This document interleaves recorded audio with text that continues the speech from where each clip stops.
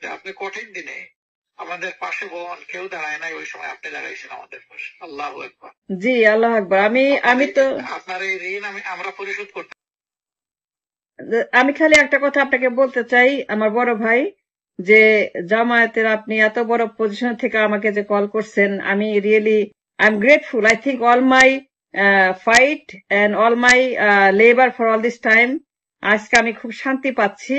11 সালে যখন প্রথম লিখলাম নয়া দিগন্তে, আমি মানে কি অত্যাচারী শাসকের বিরুদ্ধে, আমার উপর দিয়ে যে কি ঝড় গেছে, আমার বাড়ি ঘর সমস্ত ব্লক করে দিছে, দেশে যাওয়া বন্ধ করে দিছে, আমার বিরুদ্ধে অনেক কিছু করছে, মামলা দিছে।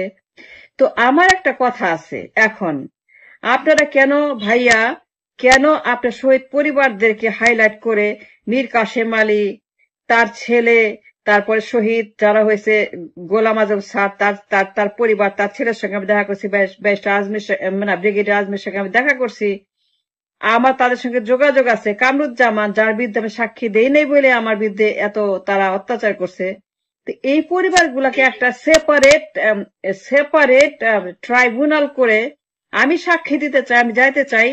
যখন এটা হবে আমি নিজে বলবো যে হাসিনা গণহত্যা করছে, এবং এবং এস কে সিনহাকে এনে মুখোমুখি দাঁড় করে, তাকে ইন্টারপোলের মাধ্যমে এনে তাজুল ভাইকে, কেন আমি বলতে পারবো না, তাজুল ভাইয়ের নাম্বার আমাকে দিছে নয়া দিগন্ত থেকে তার এডিটর।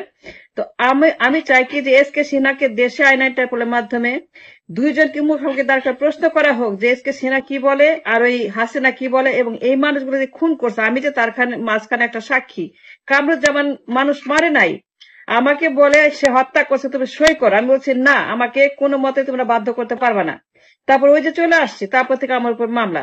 তা আমি চাই কি আপনারা হাইলাইট একটা ট্রাইব্যুনাল ফর দিস জামায়াত ইসলামের বিরুদ্ধে হাসিনা ফ্যাসিজম। অবশ্যই আমরা অবশ্যই উদ্যোগ নেব। আপনি ইনশাআল্লাহ জানবেন, আপনার দোয়া লাগবে, পরামর্শ লাগবে, সহযোগিতা লাগবে। আমি সাক্ষী দিতে চাই কামরুজ্জামানের পক্ষে, শহীদ পরিবারের পক্ষে, মীর কাসেম আলীর পক্ষে, গোলাম আজম স্যারের পক্ষে, সাইদি স্যারের পক্ষে। আপনাকে হায়াত বাড়িয়ে দিন, এবং সেই দিনটা দেখার অপেক্ষায় আমরা থাকলাম, যেদিন খুনিরা কাঁদবে এবং মজলুমরা হাসবে।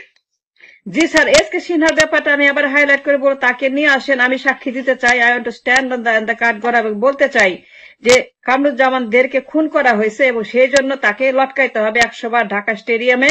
সেখানে উৎসব করব, আমরা নিজের মঞ্চ করে সেখানে হাততালি দিব, আমরা মিষ্টি খাবো, আমরা সেখানে নতুন মঞ্চ করে আমরা সেখানে উৎসব করব যে এই মহিলা যে সর্বনাশ করছে এই দেশের। এবং থ্যাংক ইউ স্যার।